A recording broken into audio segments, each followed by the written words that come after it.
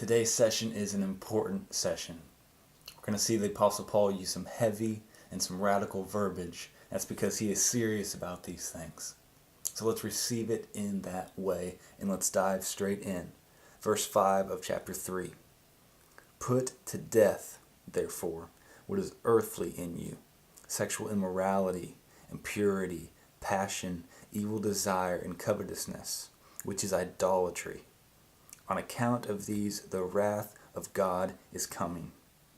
In these you too once walked when you were living in them, but now you must put them all away: anger, wrath, malice, slander, and obscene talk from your mouth. Paul tells us to put your sin to death.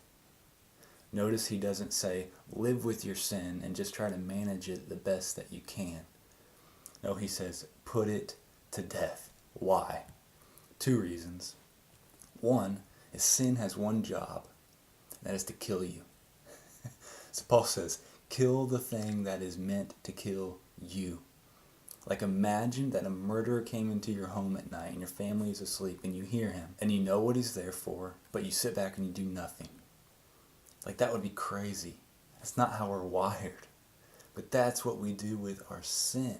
We sit back with our arms crossed while sin is killing us from the inside out. So Paul says, put it to death. Second reason, as verse 6 says, is that the wrath of God is coming. So if we believe the Bible, then that's true.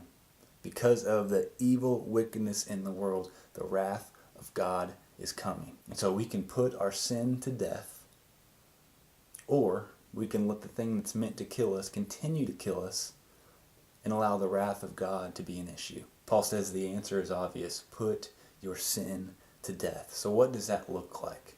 How do we put our sin to death? I want to look at two kind of big picture ideas and discuss them further. But the first one is this, and we talked a little bit about this in the last session, but the first one is your relationship and your salvation in Jesus. So two things really happen as we walk with the Lord, and one is this: we begin to change. Like, the more we are with Jesus, the more we become like him. He changes us. So it's not just behavior modification. Instead of, man, I really want to go do the things I used to do, but I know that they're bad, it instead becomes, man, I don't even have the desire to do the things that I used to do. That's because Jesus changes us. His desires become our desires. Second thing that happens is that we gain supernatural power from our relationship and salvation in Jesus. You need to know that his grace over your life is not an excuse for you to keep sinning. So if you see grace as, well, all sin is forgiven, so therefore I'll go and live however I want, that is a dangerous, dangerous place to be. That's not what Paul is talking about. His grace is not an excuse. God's grace over your life is an empowerment that pushes us away from sin.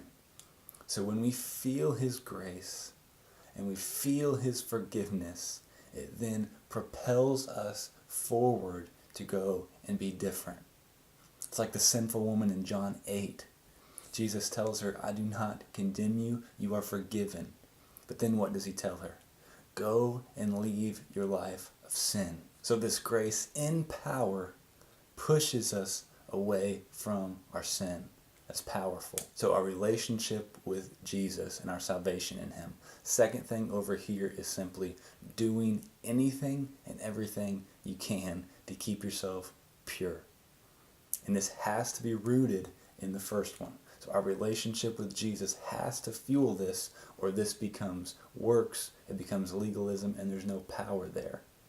But if we decide that, man, as I'm walking with the Lord and my love for him is pushing me to want to please him, that transfers to power as we do whatever it takes to put our sin to death. So what does this look like? And this can depend on your struggle. So what is the sin in you that continues to linger? Like, is it anger? Is it gossip? Is it some form of addiction? Whatever it is, safeguard your life from these things. Like, if you can't be on the internet, maybe you don't have a smartphone. Or if you can't help but gossip about people, maybe you shouldn't be on social media. Or if you used to be an alcoholic, you don't need to be eating at the bar. So safeguard your life and then safeguard those. So even if you were to hurdle one fence that would propel you into sin, there's another fence waiting for you. There's this continual, you have to work to get to your sin if you safeguard your life. So safeguard, even if it looks silly to the world. Another aspect of this is being honest. Like, how rare is that? It's okay to tell people, I'm struggling with blank. Hey, I am broken and I need help with blank.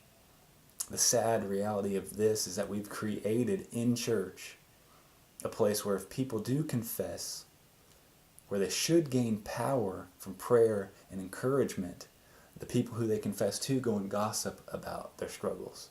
And shame on us for creating that in the church today. Shame on us. People need to be able to go, hey, I am struggling. I'm addicted to blank. Can you help me? We should pray for them. There's power when we're honest about our struggles. So safeguard your life. Open up to reliable people about your struggles. Put your sin to death. It's meant to kill you, Paul says. Verse 9, let's go on.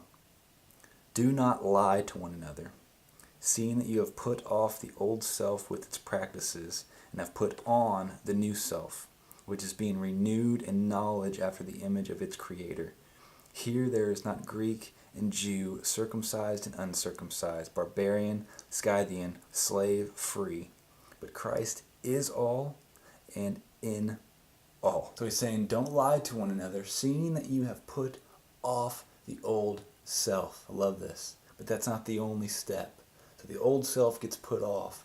We put on the new self. And this is powerful. So it's not a better version of us. It's a new version of us. So people who would see the old clay wouldn't look to me now and say, oh, well, he's a little bit different, or he's trying harder. They'd say, no, that's a new clay. And that is awesome. That's how all of us are. The old is gone. The new is here. We put on the new self, which is being renewed in the knowledge after the image of its Creator. Paul says there is no more tags. We are all united in Christ. There's no more Greek and Jew, uncircumcised and circumcised. We are all in Christ, united in Him. So I hope you take this session seriously. It is a huge deal to put your sin to death. It is meant to kill you, so we can kill it before it continues to rot us from the inside out. On account of sin and wickedness in the world, the wrath of God is coming.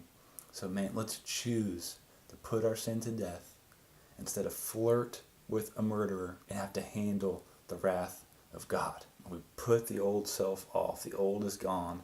We put on the new self. The new has come. We are new in Christ. All of us united in Christ. He is all and He is in all. In the next session we'll study on and we'll look at verses 12 to 17. I look forward to seeing you there.